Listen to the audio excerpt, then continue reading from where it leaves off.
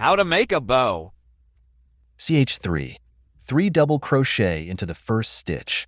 ch3. Slip stitch. ch3.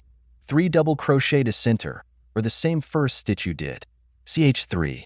Chain 1.